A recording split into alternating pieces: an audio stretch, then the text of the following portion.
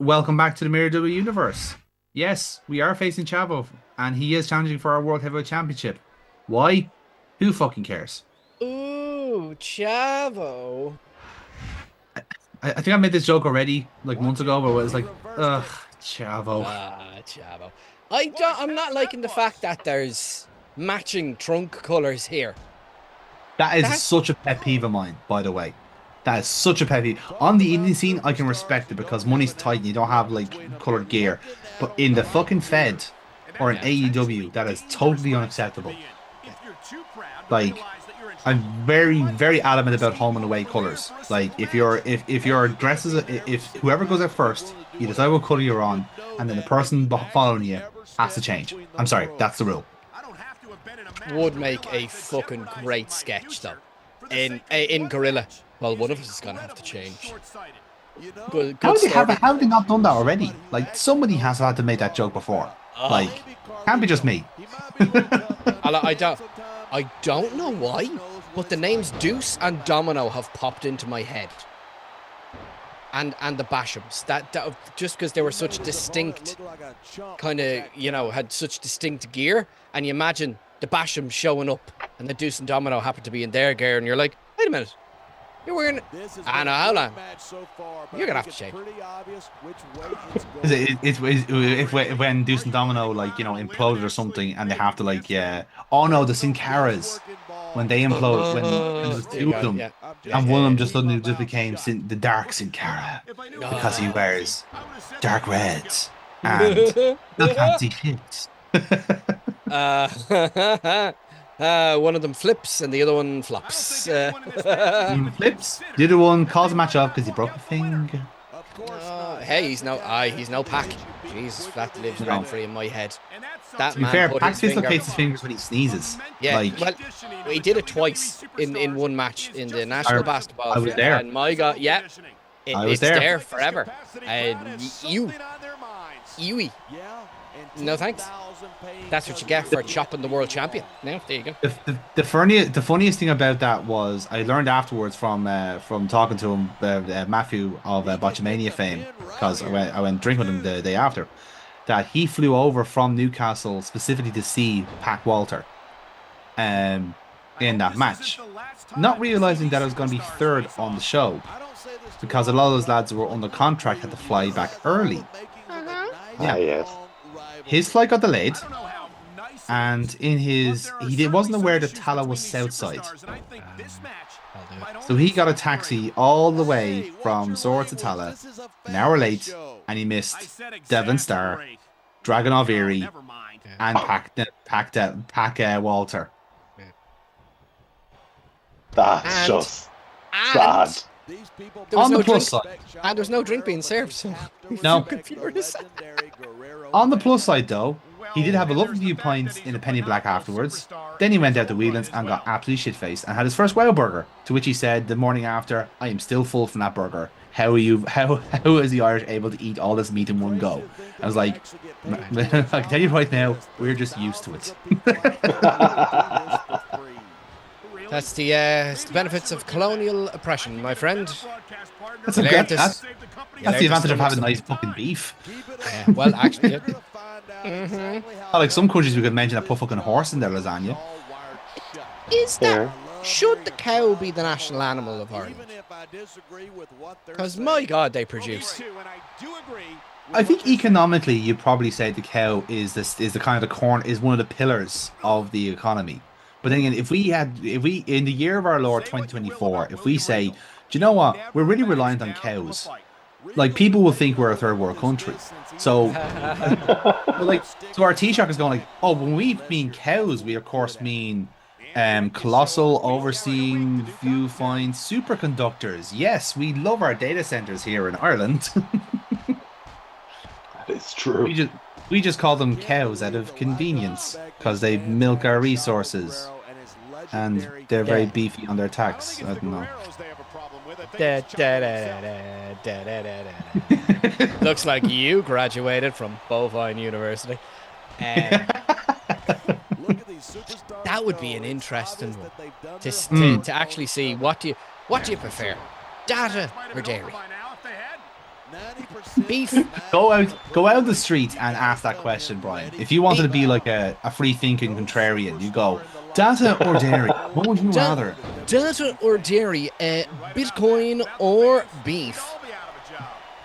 My name is Mihalo Shithead, and I'm reporting for RTE News. Ugh, I feel fucking vile now. God, I need to watch. No, you feel like the ick now. To be fair, it actually would have been worse if you had said gripped instead of RTE. Yeah. Oh, yeah. Fair. There we fucking are. Where their solution to everything is just to ban anyone who isn't the fucking pale shade of snow. I mean, some of us just can't tan. I think it's just grossly unfair, to be honest. Like, not my fault. Like, I get sunburned when it's overcast. Oh, was outside for more than 20 minutes over the bank holiday weekend. I was fucking furious. Yeah. Okay, why can't Not everything sunburned in Edinburgh? Who the fuck ever gets sunburned in Edinburgh? Yeah, the but one week you go over to Edinburgh and it's that's fucking exotic. sunny. That's exotic, son. You're not used to that angle of the rays, you see. Entirely different. Hang on, I was told, right, because of how bad the Brexit has gone, that there was at least a 30% deduction in good weather. That the good weather had already left that part of the world, but apparently not. I was fucking lied to. Yeah. Well, look, so sunburn is one thing, but we can be very grateful that Chavo's not the world champion. To be fair, actually, yeah, that's this match was so inconsequential. I was happy to talk about literally anything fucking else that happened to wrestle Chavo Guerrero. To be fair, I do like that it was at Armageddon though, because that is the time of the year when they're just getting it out of the way to get to the Rumble and Mania. Do you know what? It actually one consolation of having the kind of the pay-per-view schedule as it is. There isn't any kind of like little box ticking exercises like that anymore. You know, we're like, okay, if we have a decent card for a show, let's build up to that. Rather than having like, you know, like say like, okay, we have to do this match now because of reasons. Because I'll be honest with you lads, as much as I love William Regal, a main event of William Regal versus Chavo Guerrero is not going to make me buy the Armageddon pay-per-view. That is just... Sorry, I don't know what... Like, any alternate universe, that match is not going to sell. That's fair. You know, unless it's like... Unless it is like a modern WWE thing where like it's set in Mexico or something, or it's somehow in Blackpool, in the tower itself. Yeah. In Westminster. Westminster Abbey, yeah. There was something in... Do you get the confetti every time you win a championship match? Because that confetti budget is going. Can I just point out, I love that Stephanie just said to Regal that he just showed everyone that the almighty Vince McMahon was not all powerful. Comeuppance was coming in 06. The right... I don't think was William Regal the whistleblower this whole time? Because wow, what a fucking twist. The writing was on the wall, the ceiling, the floor, inside my fucking eyelids. Like, you know the people who heard about the various awful things that Vince McMahon did or didn't do, and the people who've been watching wrestling for years went, yeah, it's about right. Yeah. It's about right. And anyone who was just like, did you hear about Vince McMahon? It's a catch-up, pal. Catch-up. He way ahead of you here. He tried to be God. In fairness, he did beat God in the tag team match. So not yet confirmed or unconfirmed. Again, the time will tell when the credits roll. Could he be the inciting event of actual Armageddon on this planet? Because that'd be fucking hilarious. Armageddon, or the very least, at least a New Year's Revolution.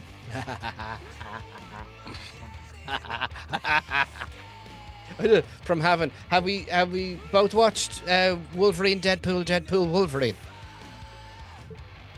I have not. I have no message. I will give nothing away, but it ties into the fact that every timeline has an anchor.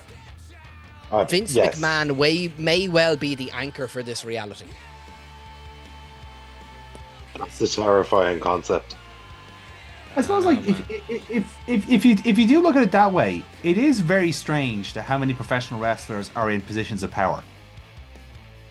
When you think about it, like it's disproportionate.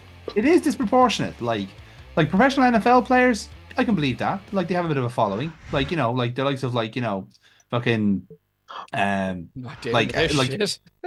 yeah, Quit match. Fuck this. Sorry, go yeah. on. Like okay, like if a professional like I mean professional football players being like presidents of their country, like George Weah, fair enough. Do you know what? He's probably the biggest thing to come out of Liberia in a very very long time. You know, that's believable. I can totally understand that. Andrei Shevchenko, mayor of Kiev, I can believe that. The Klitschko brothers, yeah, that's fair. Having Kane be a governor, no, that I can't accept that. No, Cody having Rhodes be courted by both the Democrats and Republicans to be a nominee for something. No, I don't accept that. Like, and well, wasn't the body is back, and he was Jesse listening Ventura, for a yeah, bit, yeah. he was a guinea pig, yeah. He was the guinea pig, yeah, yeah. I don't know. Minnesota. So, but does it go the other way? Are we expecting to see Leo Varadkar show up for Team Be Cool for Scrappermania? Well, do you know what? Like he has had very little on the last while, which I mean, obviously means he is the perfect opportunity to get to follow his dream of jobbing to Sammy D in the middle of the national stadium. To be fair, for sheer shock value alone, he would get a pop. Can't you imagine he wants to know what that feels like for once in his life? That would be. I was about to say, it's like, wow, there's actually 2,200 people here who actually like me. Yeah. Maybe. But I'm wondering would it go like I'm just trying to imagine Simon Harris in Hurricane Helm's gear, and if I say it enough times, Harris, yeah, I can see that. Yeah. See, that's the thing. Irish politicians will never reach the highs of amazing character, aplomb, and charisma as professional wrestlers. The best we can hope for is a really, really interesting snooker player. That's right. You say that. I think Charles Hawley would make a phenomenal Harley Race style gimmick. Yeah. You can't tell me that he wouldn't be like that, like dead eye, like fish eye stare into the camera, holding his title and pint of Guinness in the other hand, and telling us that we are living within. No, we're no longer living within our means. I think he could work it. I think he can make it work. Would his finishing maneuver be far beyond our means? No, the tightening of the belt. The belt. Yeah. Would his faction be the Private Jet Express? The Private Isles. It shouldn't work. Fucking doesn't work. Yeah. To go up against our offshoot rivals, Bertie Ahern and the Brown Envelope Gang. Oh no! Bertie is the dodgy GM, isn't he? He's like he's the Eric Bischoff of the gang, like making deals, wheeling, dealing. Turns out to be the higher power the whole time. That works.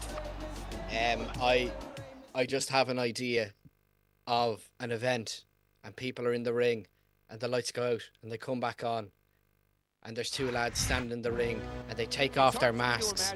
My God, it's the Highs! How they got a flat cap underneath a balaclava? Now that's impressive. That's all part of the charm, isn't it? Like that's Speaking of balaclavas in Irish politics, I tell you, there is a fantasy federation available for those brave enough to book it. And then you'll have to know more about Irish politics, which should only benefit you as a person and not drive you insane. I don't think. Is there any point in knowing? It's like they're all. I'm not saying that Mary Harney and Viscera should be one and the same, but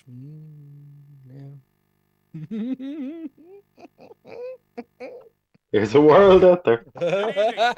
Put that image in your heads, and I'm not apologizing.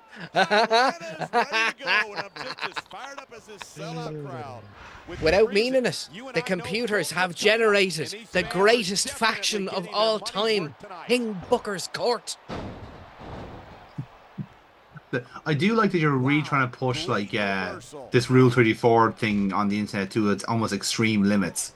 Like you can't just say like two random people just expect like an AI algorithm to make that team. And you can't expect me to use my AI algorithm to make that team, Brian. But you know what? I'll give it a fucking go.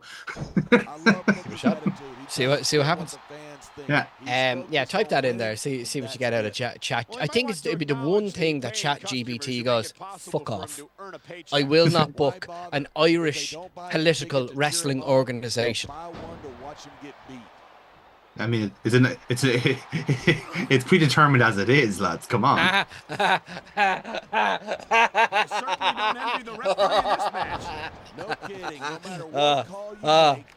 Reptile wrestling. There we go.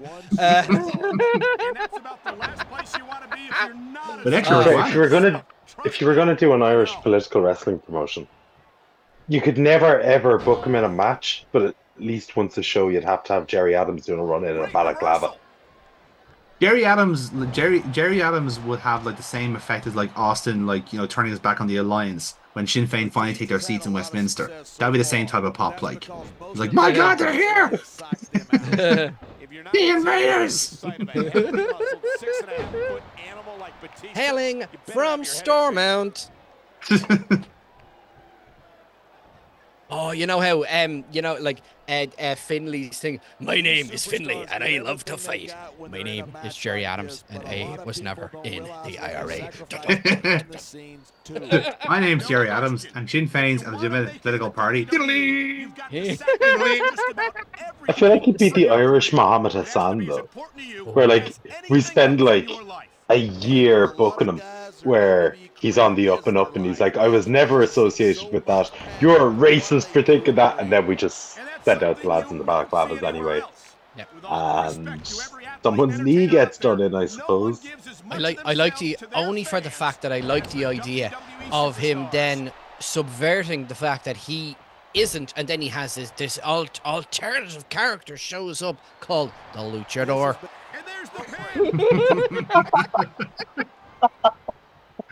whatever Luchador is in Oscuelga.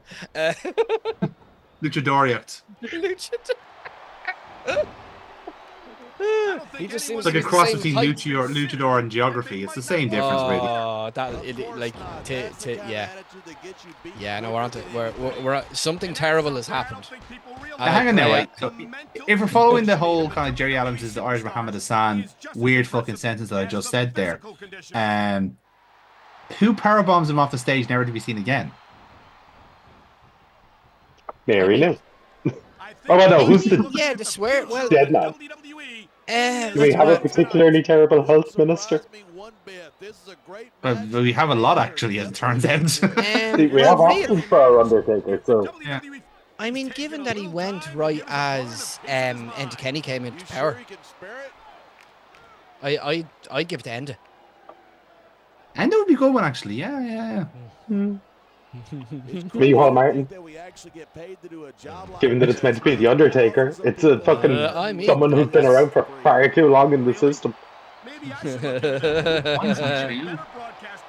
the health minister responsible for a lot of burials?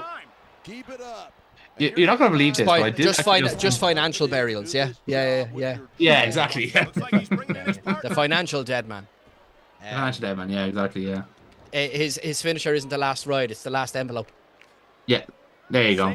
That works tremendously. Literally, the last outlaw. Yeah.